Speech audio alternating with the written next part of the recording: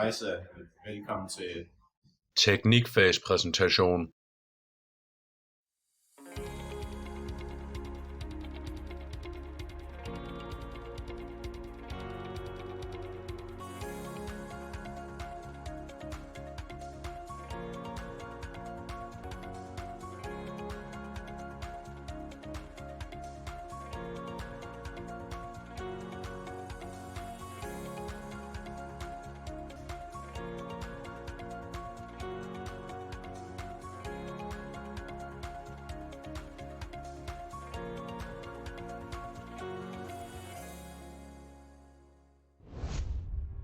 I udvikling og produktion lærer man at forstå alle mulige ting, som circuit boards og Arduino-kode, men man får også masser af tid til at snakke og hygge med sine venner, mens man venter på at ens board bliver lavet om igen for 5. gang.